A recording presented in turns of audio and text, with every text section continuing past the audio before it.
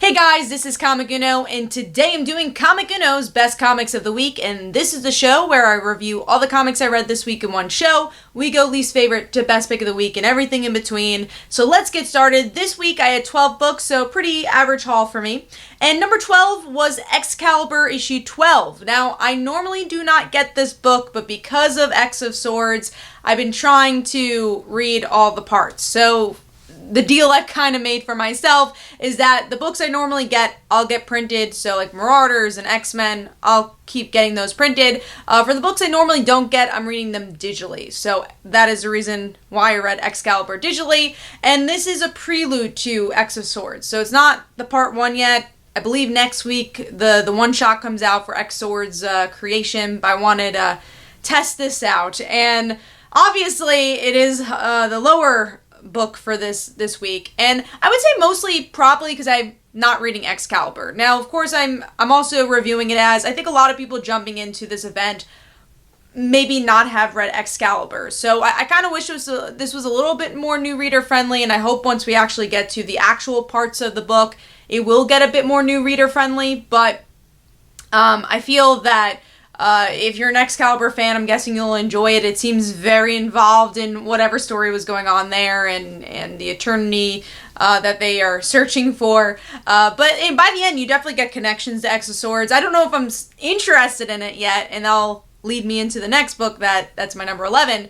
But yeah, didn't really do much for me. Actually, I do want to go into my number 11. It, again, definitely is connected. So X-Men issue 12 is my number 11. This is also a prelude to X of Swords. So I am reading X-Men. I believe the only X-Men books I'm reading right now are X-Men and Marauders, and then whatever other newer books are coming out, definitely going to give those a try, like Children of the Atom, things like that.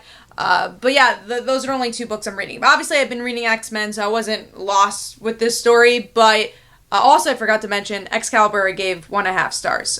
This one I gave 2 stars. So, reason being, it is very exposition heavy, which, is definitely something we've seen with Hickman's writing in the past. And honestly, it just didn't interest me. And I'm not really interested in the mythos of Apocalypse and how he's connected to all this. Now, I hope that changes once we get more into X of Swords. I hope this is not the only part of it, but right now it was just a lot of info dump and not a lot of connection for me. So artwork is solid for this one, but I do feel like I missed the X-Men. I miss Cyclops, I miss Professor X, I miss all the drama going on there, and I feel like it's been a while since we've gotten into the nitty-gritty with that, especially in this flagship title.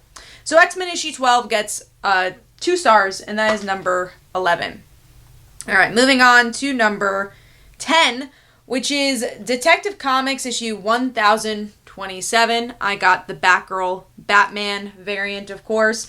I got this, I don't want to say on whim. I'm not reading Detective Comics, but I got this mainly because I knew Spoiler was going to be in it. So, obviously a huge Stephanie Brown fan. That's kind of what got me to like, alright, I'll pick it up. So I honestly, the only story I really enjoyed was that Spoiler one, and that's the Brian Michael Bendis, David Marquez story. I was pleasantly surprised by it. It was showing the detective side of not just Batman, but the whole Bat family working together, and I thought that was a really fun story, and Dave Marquez's artwork I'm always a really big fan of, so I really enjoyed that one. Everything else kind of fell to the wayside for me, though. It just felt like it was filling up pages, and that's something I don't love about these anthologies, is that I don't know if it really expands the story in any way. They're just fun little stories, depending on how big of a Batman fan you are. Now, I will say, which is a whole nother story, but there is some connection to Generations. We know that 5G is not happening. I don't really know what the future of Generations is. I most likely at least will pick up that first issue that's connected to Generations. But we get a little sneak peek of that in this issue with Batman going to different timelines. That was somewhat interesting. But overall, again, it's a really thick book, and not many of the stories impressed me. Artwork was pretty good overall. It really depends on how big of a Batman fan you are. I think we've honestly gotten too many of these, especially in the past year. We had the Joker, we had Catwoman, and especially for Batman. I wish there was other characters they would explore. Like, I enjoyed the Robin issue. I enjoyed the Green Lantern issue because that was something different. And that's why I like trying these, because sometimes they surprise you. Like I said, I really enjoyed the Green Lantern one. So overall, giving this one 2.5 stars. I don't think you need to pick it up. It's pricey, and other than the Generation story, and for me, the spoiler story / Bat Family story, I don't know if anything really caught my eye. Moving on to number 9, which is Immortal Hulk issue 37. I got the, I don't know, I guess they're calling these the headshot variants, and I enjoyed this issue. I like that we're getting into some more of the mythos again and getting into the action. It was kind of getting a little slow with the leader.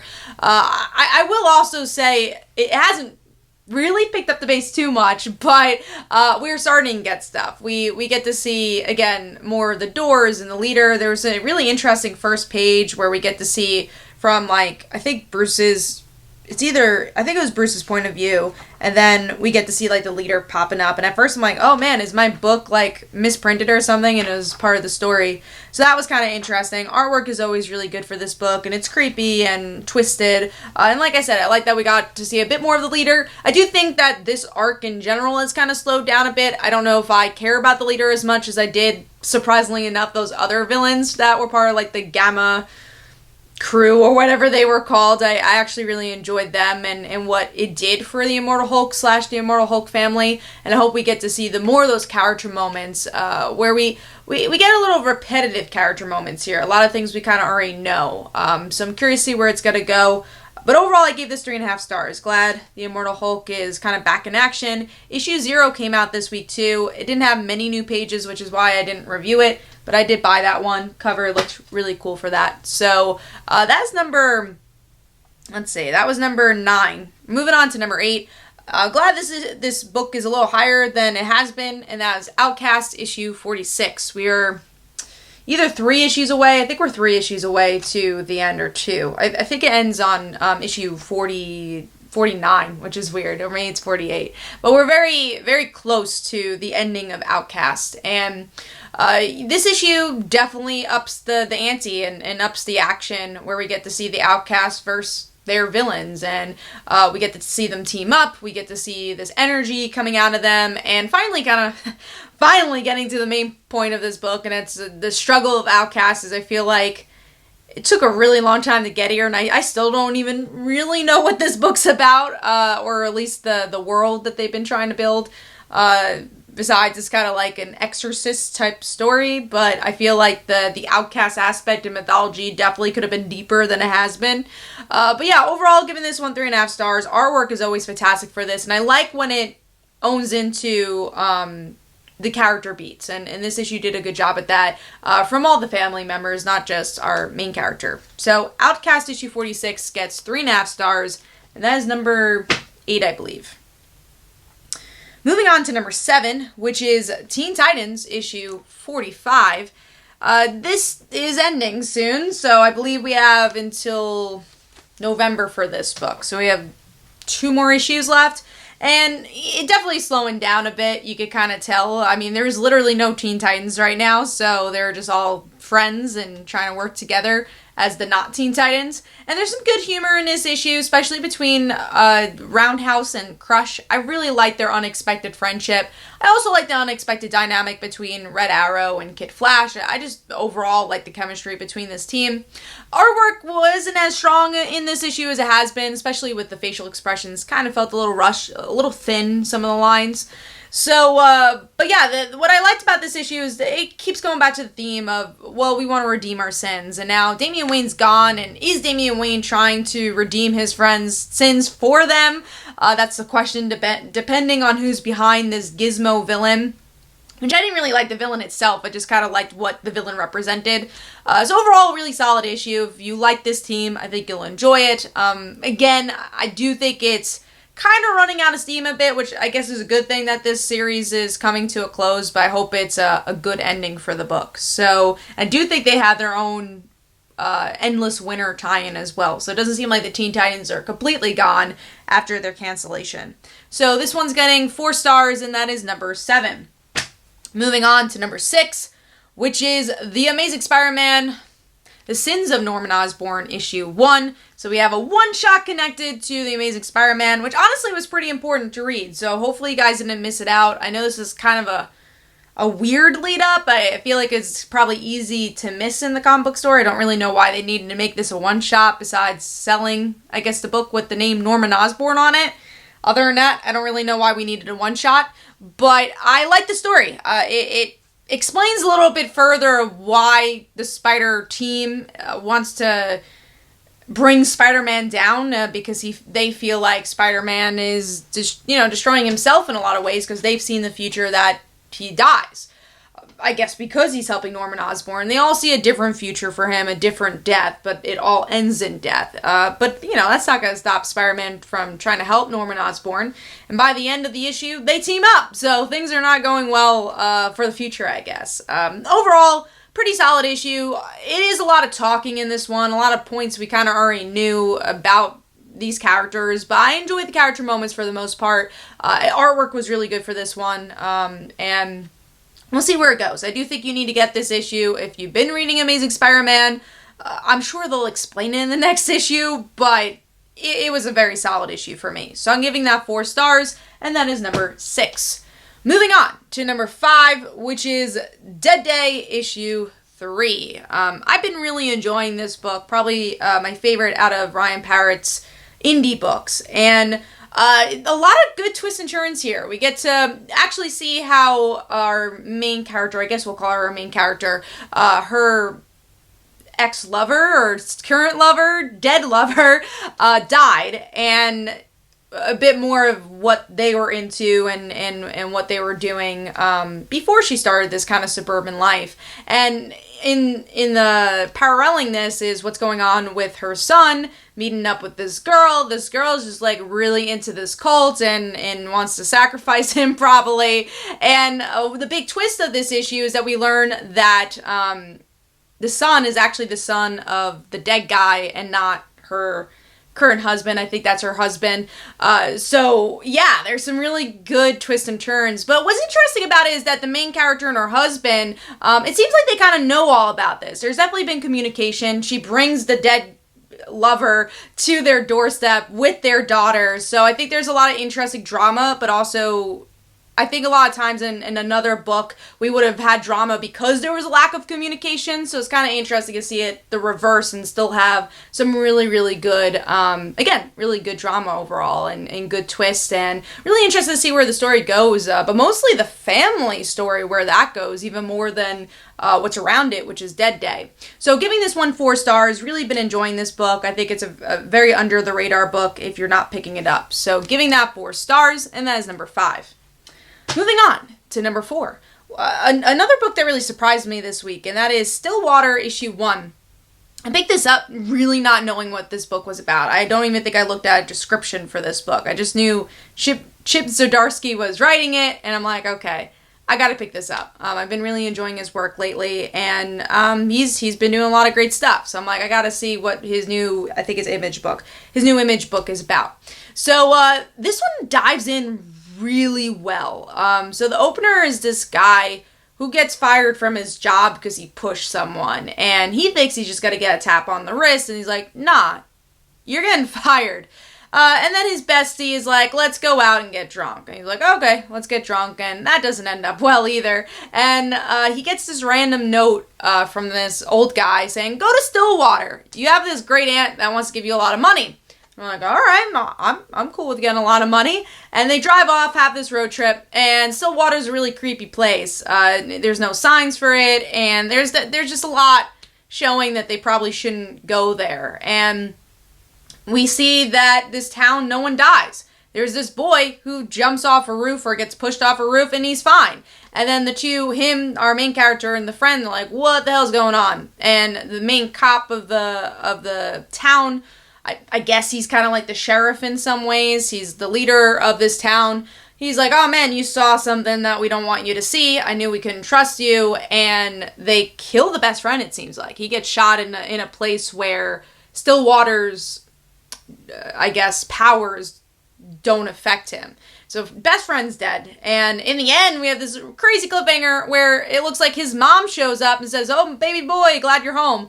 And it's like, whoa, what a roller coaster ride. I really enjoyed this story. Again, what I really liked about it is just like not knowing anything about it. And like by page 2, you're like, man, I like this character. I want to see what's going on. And I just felt like the pacing of the issue was really well done. The mystery, the way it unraveled was really well done. And just some really good character work here. So overall, a pleasant surprise for Stillwater. Or maybe it shouldn't be a surprise just because of the creative team. Artwork also, I think, fit pretty well. My only negative maybe is their times. Facial expressions could have been a little stronger. But overall, again, I thought it fit. I really liked the story. I liked the colors. Really excited to see where this one's going and what this book's going to be really about. So yeah, Stillwater issue 1 gets 4.5 stars for me. Only up to number 4 and it's already 4.5 stars. So a pretty good week for me. Moving on to number 3. New book here. Was very excited for this one. And that is Iron Man issue 1. Another book I was really happy with. Now, I was looking forward to this book already because I'm a huge fan of Cafu's artwork. Love what they did in Jane Foster, and when I heard he was going to be on a flagship book, I'm like, oh, cool. And then kind of making Iron Man gladly a flagship in a lot of ways with this, and I was happy to see that. So with this issue, we get to see Iron Man. Tony Stark is like, oh, I'm kind of tired of being this technology guy and always looking towards the future. I want to ground myself a bit with my big ego and drive a regular sports car. I want to, that's grounding himself, is buying expensive stuff. I want to be Iron Man. I want to show the iron in Iron Man and not just all these computer stuff and technologies. So he tries doing that, and he meets up with Hellcat, which was really cool, unexpected team up, and she tries to ground him as well, and it looks like there's a villain who wants to control electricity or control a lightning bolt, who's causing some trouble by the end of the issue, which was super interesting. And what I also liked is that, yes, this is grounding things and bringing it back to basics, but I also enjoyed that there was still a modern commentary. It didn't feel like, oh man, we gotta go back to the 60s and just talk about Iron Man there, because we've seen that story before. But it is bringing him back to basics with still that modern twist. We have like Twitter involved here, still a commentary on how we interact with social media and the internet and technology through the eyes of Iron Man, the Iron Man. And there's a lot of good Marvel characters that show up too. Like I said, Patsy was a really pleasant surprise. Really liked their chemistry. Interested to see where that goes, because from what I know, I didn't know they had too much of a relationship past just being fellow Avengers. I did like the little panel of, you do have closure from Dan Slott's run of like, how did we get here? Where Wasp does break up with Iron Man. So I don't think we're going to see much of Janet, which is a shame because I want to see more Janet, but maybe in another book. But yeah, overall, really enjoyed this book. I thought the pacing was pretty well done. Really interesting themes. That's why I enjoyed the most. And what really got me to the 4.5, what got me to make this number 3, was that cliffhanger. It was just like, man, I thought it really had everything to make it a perfect first issue. A character journey, action, and then a cliffhanger to make you want more, and a good villain. So Iron Man issue 1, also, again, splendid artwork, and in the way it crafts, again, a modern story, but it's still feeling kind of vintage. Really worked well with Cafu's artwork here. So giving that 4.5 stars, and that is number 3. Moving on to number 2, which is Batman issue 99. And this is a really good penultimate issue to issue 100, which hopefully there's some big stuff happening in that one. But this was a really good lead up. We get to see the Joker getting ready to fight Batman once again.